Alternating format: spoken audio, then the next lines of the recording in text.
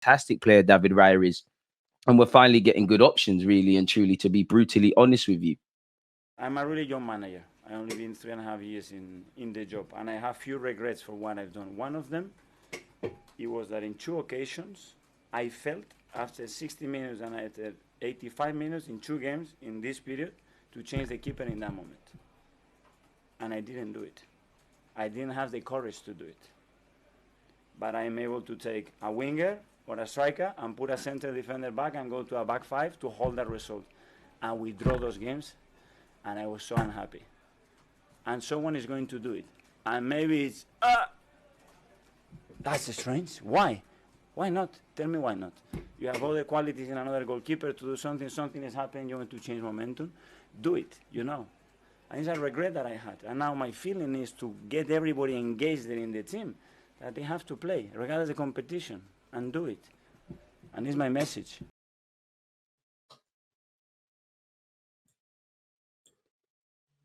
Now, I did find those comments by Mikel Arteta quite interesting. I hope they've played. David Raya's game against Everton, he had 45 touches, completed 32 of the 34 passes, 1 possession 3 times, and made 1 save. So he didn't have much to do, but I'm happy with that. Again, the jury is still out on David Raya like anyone, but a fantastic addition, really. And you can see why Mikel Arteta wanted 2 goalies. You look at Brighton, they seem to have 2 goalies. On Ramsdale, because you can imagine the headlines, he said, trust me, it's like playing Fabio Vieira or Nketiah. It's nothing different. I have 11 players to pick and nobody is different. Now, what Mikel Arteta actually believes and what he said there are 2 completely different things. At some point, there's going to have to be a hierarchy, but I mean, we called for rotation, we called for, squad depth, and we finally got it. He said the same as Gabriel Jesus, the same as Havertz, the same as Tomiyasu, exactly the same. We play with 11 players. We don't play with 10 plus 1 or sometimes 9. We play with 11 players exactly the same. Mikel Arteta probably wasn't keen on answering any of those questions. I haven't had a single question on why Jesus hasn't started. He's won more trophies than anyone, including me in the dressing room, but they don't. It's something that has been historically done like this. But I cannot have 2 players like this in one position and not play them. David has tremendous qualities like Aaron has, like Carl Hein has, but we have to use them, you know. It's like this. I'm a really young manager. I've been in this job 3.5 years, and I have a few regrets with what I've done. And then he went to speak about one of his regrets was actually not playing certain players, people. Or actually dropping goalies when the time was right, as you lot can see. I think from what you can see in front of me, I think the most interesting thing is he said, nobody is guaranteed a spot. I don't have a guaranteed spot. We're here to perform at the highest level and to contribute at our best capacity to win games. It's no different from anyone. If we set ourselves those standards, whatever happens externally, it's never going to be bigger than that. That's the aim we have. I really enjoyed those comments from Mikel Arteta, really and truly. And he also said one of his regrets is, I felt after 60 minutes and 85 minutes in 2 games in this period to change the keeper in that moment, but I didn't do it. I didn't have the courage to do it. So it's lovely to see Mikel Arteta is learning from his own mistakes or his own reluctance to do things. And I think with the system he's deployed, with playing Kai Havertz, with dropping Kai Havertz, with playing Partey right back, you know, I think, you know, David Raya is just the latest example of that. Mikel Arteta is getting the squad he wants. You know, they're able to play together. They're able to play to a certain standard without certain players in the team. And, you know, there is no undroppables. Now, we all know Saka, Odegaard, probably Jesus when fit. Obviously, Nketiah's form is amazing at the moment. Could probably be dropped if they weren't doing things. I felt a bit sorry for the strikers, really, if I'm honest with you, because there wasn't much service for Nketiah or Jesus in his cameo. When you look at the winning sides, the last time we won at Goodison Park to now, it's completely different. You know, you had Cech, Koscielny, Mertesacker, Monreal, Bellerin, Ramsdale, Xhaka, Kolasinac, Ozil, Sanchez, and Lacazette, and Wenger was the manager.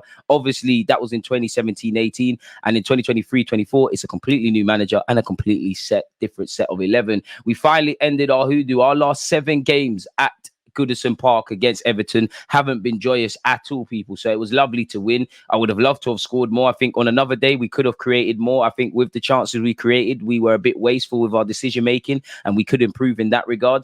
But I'm happy with a clean sheet and 3 points. Definitely going into this period. We have kept 12 clean sheets away from home in the Premier League since the start of last season. That's 5 more than the 2 teams with the next most in Fulham and Manchester City with 7 each. Our away form has improved tremendously. If we could correlate, I don't know why, But if we could correlate that with cleaner defensive performances at the Emirates, I think we're really in the money, really and truly. Since the start of last season, Arsenal scored more goals from corners than any team in the Premier League with 16. And I'm pretty sure, 1 minute Sky Sports say we waste time over corners. The next minute, they're commenting about how quickly we've taken corners. It was obviously lovely to see the short corner routines because obviously Goodison Park against Everton, they beat us on physicality. Arsenal, City, Spurs and Liverpool are the only teams that remain unbeaten in the Premier League. Hopefully that continues for Arsenal Football Club on Sunday against Tottenham Hotspur. Sorry, Spurs. Arsenal have claimed a league win since against Everton at Goodison Park for the first time since 17-18 season, which again is so good. I have to mention it several times. Don't forget to hit the like button and let me know your own thoughts on the game, people. People will say Saka isn't performing, but he has produced 15 chances this term, 9 more than any other Arsenal player, and he got another assist. So if Saka isn't in the best of form and isn't playing that that good, imagine the levels he could go up. I think he was better against Everton than against United, if I'm honest. In the first half, we had 3 shots, 1 on target, and 76% of the ball. Everton at that time had 4 shots and 1 on target. So I do think we could have put Pickford under problems. The game ended with us obviously winning 1-0, having 74% of possession, 4 shots on target, and 13 shots overall. Everton still had 8 shots and 1 on target. So yeah, it was a low-key affair. Everton are quite toothless and it was a quiet day. You look at the substitutions impacts people. Against Fulham, against Man United, and lately against Everton, the impactors have made a difference. This time with Trossard, who unfortunately Martinelli was injured and was introduced in the 24th minute. Took a while for Trossard to get going, but he scored a fantastic goal. We have scored just 3 goals in our last 6 visits to Goodison Park, which shows you how difficult it is. To a degree, you're going to be, against Sean Dyche, they're compact, they're narrow, they're limited in the space, they're gonna make it a physical test. Again, you're gonna have to remain patient and digging deep. On starting Fabio Vieira, who, even though I don't think he was amazing, was quite good and did more than Havertz has done currently in an Arsenal shirt on the ball. We always try to put the best possible team to start the game, and we have a finisher that, as you see in every game, they're making a huge impact, and we believe that the team was better today to start that way, and we have a nice balance in the team. To be fair, once again, I think the substitutes came on and done quite well in Trossard, in Tomiyasu, in Gabriel Jesus. Obviously, by the time Havertz has come on, it's all been said and done, but, Havertz did help us out defensively, and it was an okay cameo. We need to get comfortable with multiple substitutions, and different game situations requires different players, people. So, yeah, man.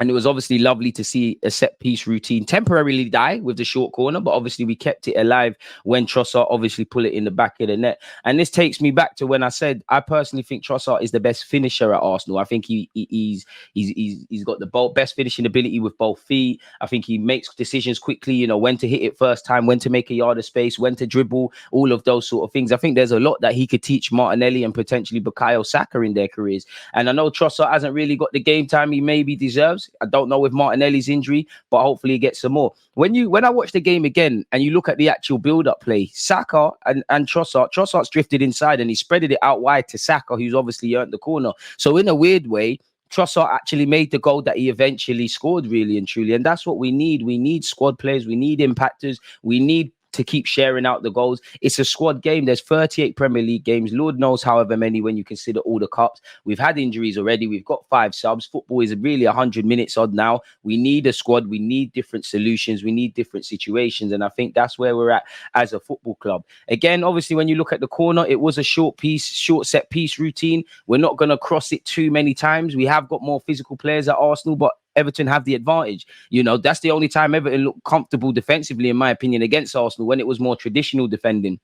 And obviously, it's interesting the space that Benjamin White, Saliba, and ultimately Trossard initially took up, people, really and truly, as you can see with some of these still shot images, folks, which, again, I believe present good little bits and pieces, people. Let me know your thoughts. As you know, the initial corner died and then it was kind of kept alive, really, with Fabio Vieira and I believe Declan Rice. Again, forgive me if I'm wrong. I actually cannot remember in that. But Trossard's positioning is interesting. As you can see, he's just holding a space in their area. He's just waiting for something on the sly, really and truly. And then you look at it, eventually Saka's giving him the ball, and obviously it's a still image shot, but you've seen that great finish with Trossard's left peg, which it won't be in goal of the season contenders, but that is a very difficult difficult finish, you know, and I think people don't give professional footballers credit for that. It reminds me of, I think, Diaby of Aston Villa, his first goal against Newcastle. Trossard ended the game with 37 touches, completed 22 passes, one possession 6 times, won 4 out of the 4 duels he had, created 2 chances, only had 1 shot, but he's a sharp shooter. He only had 1 shot, he scored 1 goal, and he made a good impact off the bench. And where Fabio Vieira, Trossard, Raya, you want to give the manager a headache in relation to not only the North London derby, but also the Champions League reunion on Wednesday. Declan Rice had a great game. For me, arguably man of the match. As you can see with the statistics in front of me, people, really good in that lone 6 role where, again, you look at Everton, you were thinking, well, their midfield is quite dynamic, it's quite strong. Odegaard and Fabio Vieira, no disrespect to them, but Declan Rice is the only one that can kind of match it. And I think Declan Rice did brilliant in that regards, people. So yeah, as you can see with the little video we've got here with some of Declan Rice's stuff here. I mean, I love the fact that Declan Rice it sounds dumb. I do like his mentality. I like his leadership. I like his passing ability. And I think he's getting more comfortable at that. You know, he's popping it with his left peg. I like the fact, and it sounds dumb to praise him for this, but the athleticism, like he's 1 minute he's in their area, we lose the ball on the transition, he's the one to win it back. Firmly a good signing, man. 105 million well spent. And as you can see, he can play as a lone 6. He's being developed to play the 6 in a different. He can play as a traditional 6, better yet. He's being groomed into playing a 6 in a bit of a different way. Obviously, he's learning to become somewhat of an 8. If worse comes to worse, he could probably play as a centre half. He's a fantastic player for the football club. So I thank Arteta for signing him, and also, you know, for bringing him. Look at Arsenal against Everton. In terms of improvements, I feel we could have scored more. I do think we was quite wasteful with our decision making. I think some players were taking touches too many, shooting from angles that are going against them. I think we could have been a bit more competent in the final third and ultimately scored and put Pickford under a lot more pressure. Really and true, that's all I think we could have done, really. I think we coped when they tried to make it. They tried to physically impose themselves. I think it was all really Arsenal. I think for the majority of the game, it was a game where it was a bit of a dull match for the neutrals, which I don't mind. But, you know, we defended very well collectively and individually. We obviously got the goal. No clue why Eddie and Nketiah's goals disallowed, but VAR, do your thing. It's a point we don't waffle about. It's nice to obviously break the hoodoo at Everton. It's nice to get 3 points. It's nice to score a goal. It's nice to still be unbeaten.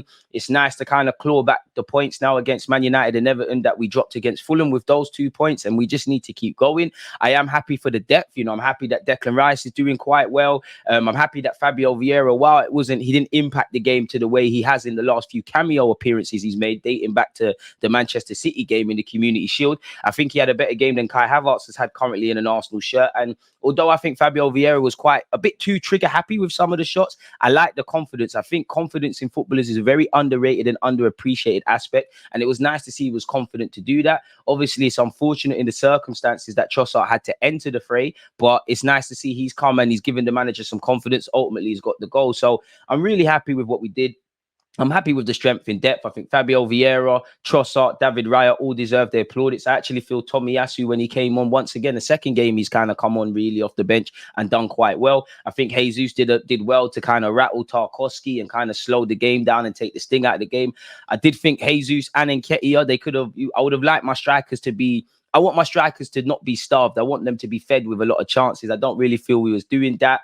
But collectively, I think we could have played a much better game, but I don't think anyone was rubbish. I think Declan Rice would be the man of the match for me. I know Trossard's the match winner, but I just think from start to finish, Declan Rice was out of this world. I think Raya had a great game. I actually feel Benjamin White, Odegaard and Saka had decent games as well. I think Eddie made a lot of runs off the ball and things, but largely he was ineffective. But it's a collective, and all that matters is the collective, and we got 3 points. Let me know your thoughts on everything, people. Let me know your thoughts on the fixture schedule list to come. How are you feeling about PSV, which we are doing a watch along? Set your reminders. Let me know your opinions on the game, the good, bad, and the ugly. Just let me know your thoughts. Make sure you're commenting, liking, subscribing, and all of that good stuff. Stay blessed, stay safe. I appreciate you lot for tuning in. One love.